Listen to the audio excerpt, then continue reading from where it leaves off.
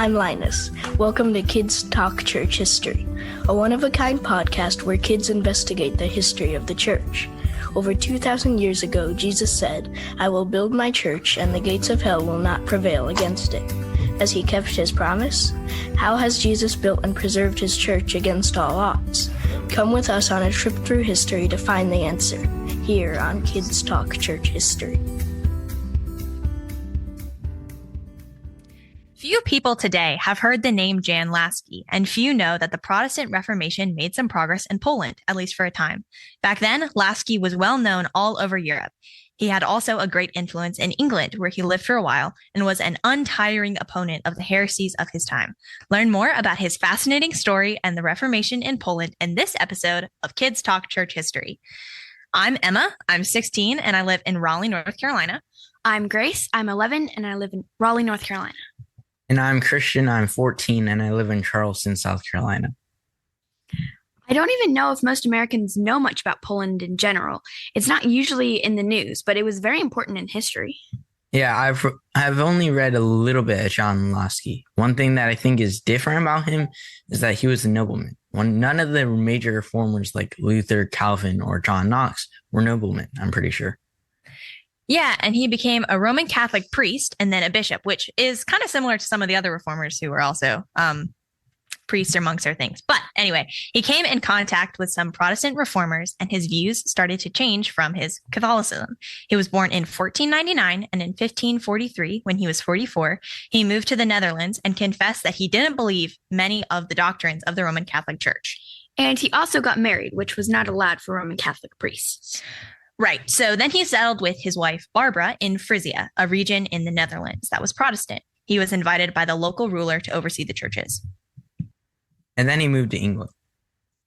Yeah, he was invited by Thomas Cranmer, the Archbishop of Canterbury, the highest authority in the Church of England. And England was Protestant at the time, right? Yeah, England had broken off from the Roman Catholic Church, but I don't know if we can say it was fully Protestant under King Henry VIII. When Henry died and his son Edward became king, people like Cranmer tried to bring the church closer to the Reformation. That's why Cranmer brought other reformers to England to help him with that. Did Laski move to England with his wife and kids?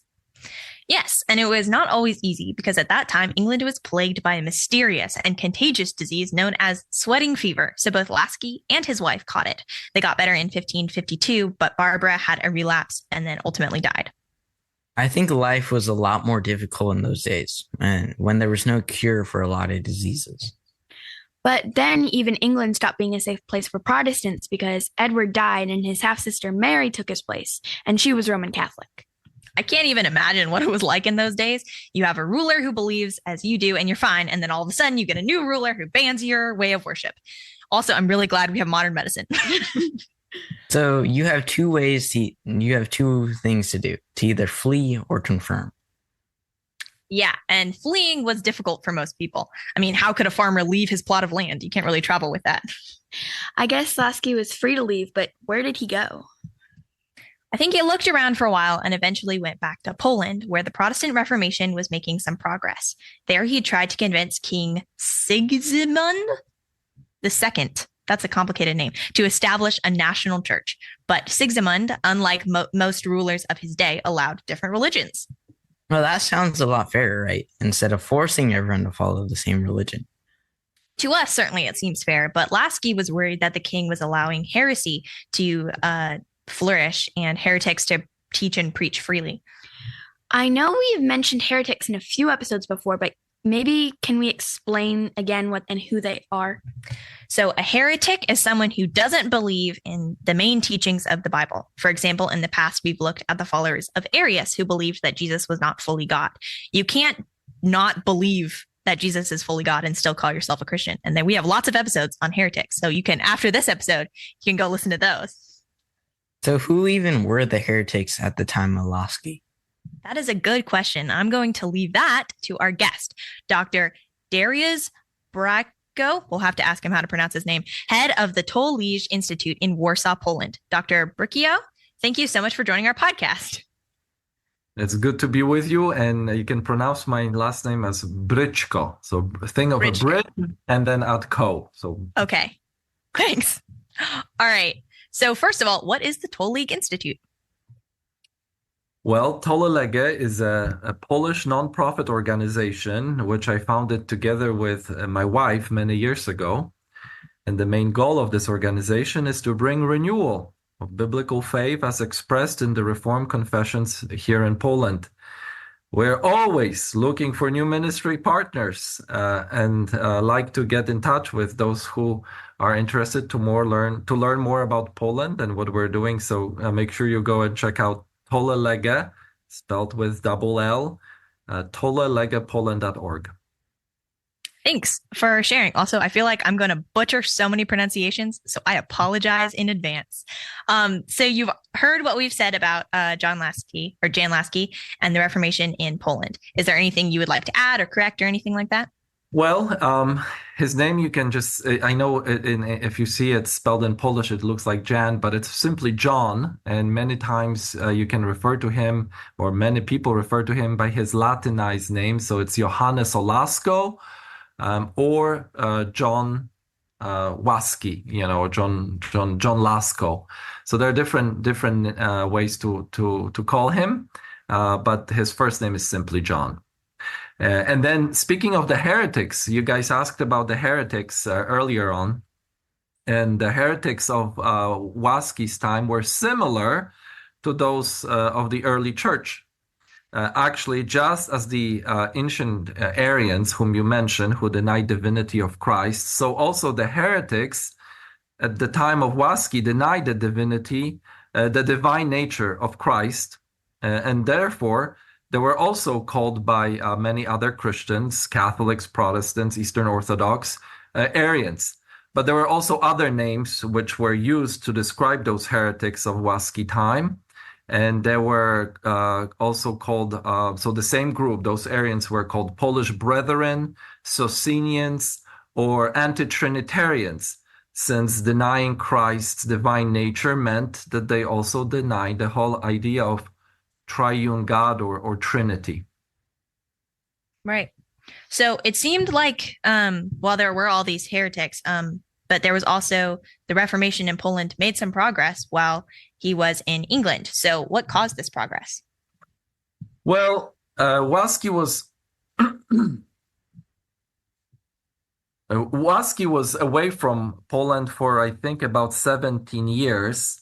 And when he was away, Polish Protestantism grew under King Zygmunt August II. And the Protestant religion grew a little bit, not greatly. In some areas of Poland, maybe was pretty substantial, but this was possible because the king allowed for religious tolerance, and he himself was initially quite open to the Protestant ideas. Also, keep in mind that Poland, even before the Reformation, enjoyed religious diversity and tolerance. It was quite unlike many other European countries who were, very close to other religions or either other ethnicities. In Poland, back then, we had a lot of Jews. Actually, most European Jews lived in Poland. We had apart from Roman Catholics, we had Eastern Orthodox people, and we even back then had a small Muslim Tatar population. Poland also welcomed Bohemian Brethren who were refugees who came here after John Hus or Jan Hus was burned at the stake, and Hussites who followed him were persecuted in Bohemia, and they all came also to Poland. So Poland was very diverse religiously and ethnically as well. And back then it was actually called Polish-Lithuanian Commonwealth. It was a very large country in Europe. Right. So with that, it's really kind of hard for us to understand why Laski would want a national church when, we think of religious freedom as being this great thing. So why did Laski really want a national church? And were just the Arians his main concern, or were there other heresies that he was concerned about? Well, Back then, there was a widely spread conviction among Protestants as well as Catholics too, but overall, people felt that kings and rulers in general had a solemn duty to protect the true and pure religion, or they will be punished by God. And not just them, but their countries will also greatly suffer if they do not watch out for people's souls. So Laski wanted to convince the Polish king to reform the church in Poland, following the English model. And by doing it, he hoped to create a national Protestant church, which would unite all Polish Protestants. Right. That kind of reminds me of like David in the Old Testament and how he like the old Israelite kings were, representatives for their country. Do you think that that's kind of related, how the reformers were looking at the Old Testament being like, oh, that's how the kingship worked for Israel, that must be how kingship works now? Maybe I think there was some inspiration for that, although there were some differences that they recognized as well. I think in the Old Testament during King David's rule, we had theocracy. I think there was a general understanding that maybe we cannot have an Old Testament theocracy, but overall, the king should still kind of be concerned with matter of religion and make sure that heresy doesn't spread, because it would kind of be on his conscience if people would not be able to access the gospel message. So I've read that while Laski was firm against heretics, he wanted all Protestants to work together, even if they had different views on things that were not essential. For example, he wanted Lutherans and Reformed believers to work together. And that was a time when they were even fighting physically. Did he ever manage to bring some peace to those two groups? Yeah, you're right, Christian. Laski was a great advocate of friendly, sometimes we say irenic, from the Greek word irene, so irenic or friendly relations between various Protestants. His plan to unite all Polish Protestants into one national church unfortunately failed. However, about 10 years after his death, in 1570, the Reformed folk and the Lutherans, they got together and they signed something called Sandomierz Agreement. And you can Google that. I'm pretty sure it will be hard to spell, but it's called after a name of Sandomierz, which is located in Poland. So that agreement brought some peace between Polish Protestants, and it was done mostly for political reasons, because at that point the Roman Catholic Counter-Reformation was growing, and Protestants were not as free to profess their religion.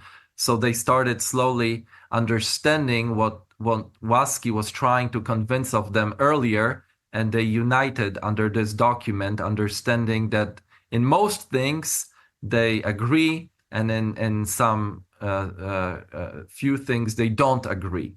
So his work again was valuable, but he didn't live to see how it bore fruit. In another episode, we also learned about Jan Hus. By the time of the Protestant Reformation, there were still followers of Jan Hus in Poland. Did any of them join the Reformation?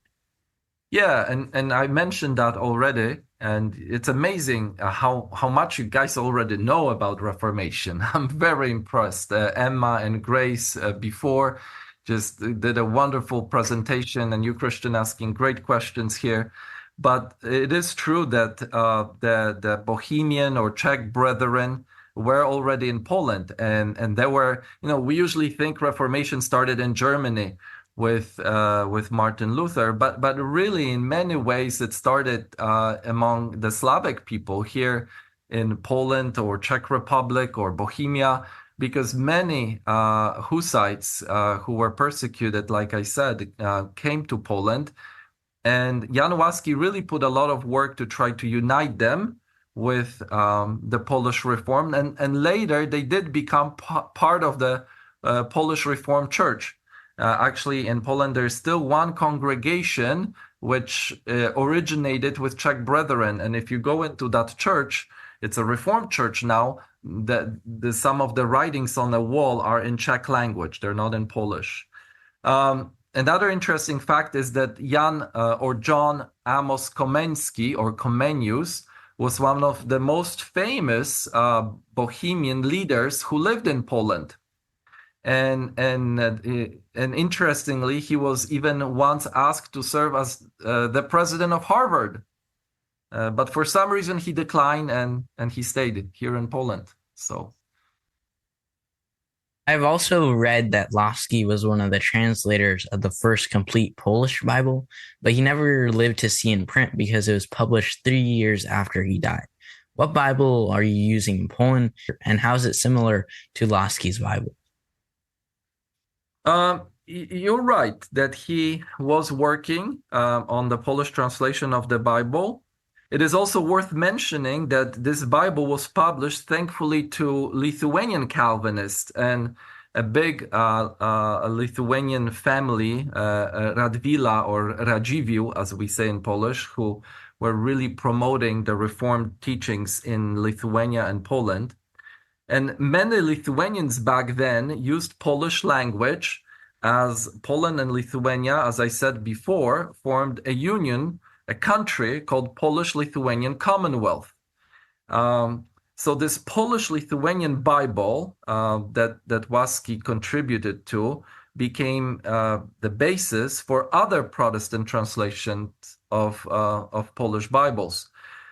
Today, I myself use a translation from the 70s called Warsaw Bible, or Biblia Warszawska, but it does read quite differently than the Biblia Brzeska, that was the first translation. The Biblia Brzeska's language is quite antiquated. It's beautiful, but the Polish language has changed a lot, and it just reads a little different. It's understandable, but it's different. I also read that Laski wrote many books. What are some of these books? Well, one of them is titled in Latin Forma Adoratio. It is a book which discusses church government. We talk in theology about ecclesiology, so teaching about the church. And this book was written while Laski lived in London. This book is important because it laid foundation for the Presbyterian church government, which later had great impact in Scotland with John Knox and the United States overall. And very few people know that the Polish guy was responsible for the way the churches are governed around the world today. Another book that I thought might be interesting, it's actually not a book that he wrote, but he had a huge, we would say, he greatly contributed to Heidelberg Catechism when he lived in East Friesland, which is now kind of a western northwest Germany. But when he was pastoring churches in Friesland, he wrote catechism for his congregation, and big chunks of that catechism was later included by another man actually from this part of Europe, Zacharias Ursinus, when he was putting together a catechism for Reformed Protestants in Europe, and he adopted some of Jan Laski's questions and answers, and especially the idea of comfort, that gospel brings comfort to our life. So these are the two books that I thought would be one of his more important contributions. Okay, sorry, I'm just gonna interrupt and try and focus on those a little more, because that is absolutely fascinating. A lot of times, I know I think of like Presbyterianism comes a lot from like Calvin or the Scotch Reformers. So how did the jump go from Laski to then those more like, I guess, popular Presbyterian, and then why? Yeah, how did he like influence them, and then why have we forgotten about him when he clearly like did so much? There's many other forgotten reformers that we don't hear much about, because the ones that sold well were people like Luther and Calvin. But I'm sure Simonetta can tell you about many other great Italian reformers that we don't hear about today either. And the reason is that history is written by victorious people, by victors. And those countries that became Protestant, they often promoted their own ministers or pastors. But Poland and Italy, for example, where Reformation failed, had wonderful theologians and minds, and no one really bothered to read them or care for them, or couldn't understand them because or couldn't read about them because the sources were in languages they didn't understand. So that's a great question. And that's a question that I ask myself growing up as a Protestant in Catholic country, where everything around me was Roman Catholic. And then I discovered when I was I think in college in the US, someone like Jan Laski, and I realized, my goodness, there was this great Polish reformer theologian who I know so little about. So he became actually quite inspiration for my own spiritual journey, from just general evangelical upbringing to more reformed confessional faith. Why was Jan Laski so well known during the Reformation? Well, that's hard to know. While he was well known back then, relatively speaking, but this is perhaps because he pastored in London those churches that consisted of Protestant refugees, and back then they were called strangers, and they came from different parts of Europe. Another reason might be because of his friendship with Erasmus, who was a very, very famous humanist back then, or maybe simply because of his pure dedication to Jesus. So what can we learn from Laski today? How to serve Christ despite challenges. How we can, how we need to be willing to sacrifice what we have, even our noble title, maybe our career, or maybe financial stability. All these things Jan Laski had, and to some extent he lost because he decided to follow Christ. I was also wondering, since we've been talking about Jan Laski's life, do you have any favorite story about him? I do, actually. Thank you for asking. In 1541, he wrote a very compelling letter to his friend, who was back then a Roman Catholic bishop, and he was, Roman. He was. They were friends, and he was hoping that maybe this bishop also will become a Protestant later.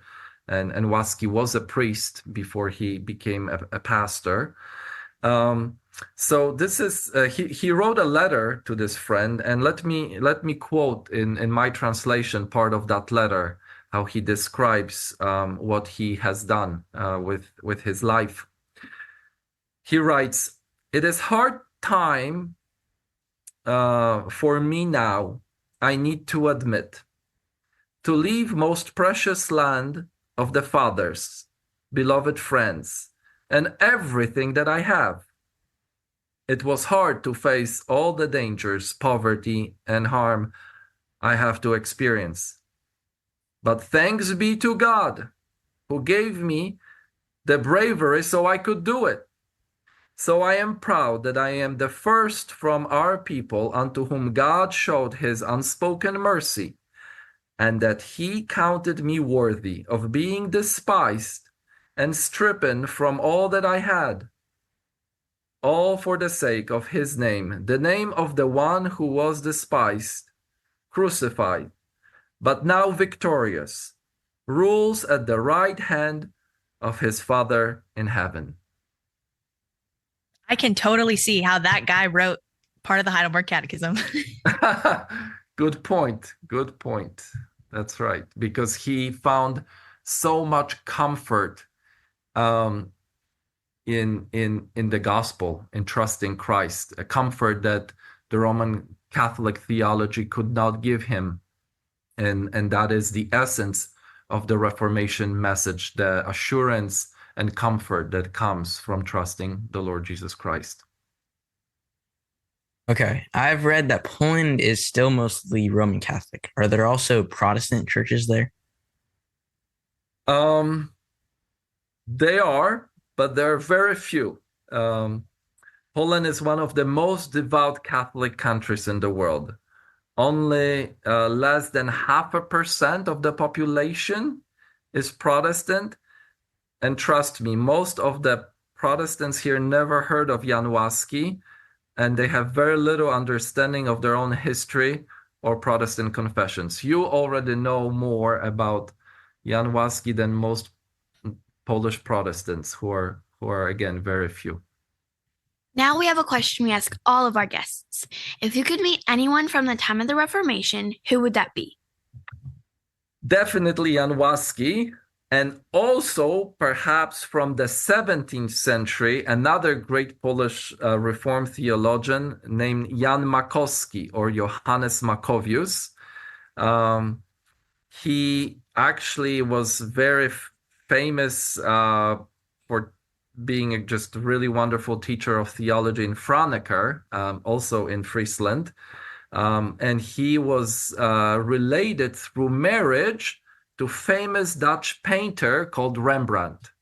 So if you look up Rembrandt's Polish Rider, a very famous painting, some people think that he maybe painted his brother-in-law, who was that famous Johannes Makowius. Again, famous, relatively speaking, because not many people know about him, but back then he was. And since you are our first guest from Poland, how do you say goodbye in Polish, and what is your favorite Polish dish? Well, you say do widzenia, which means I will see you again. Do widzenia. And my favorite food is probably a soup called Zurek, made from sour rye bread with eggs and sausage. How does this sound? That's really interesting. Wow.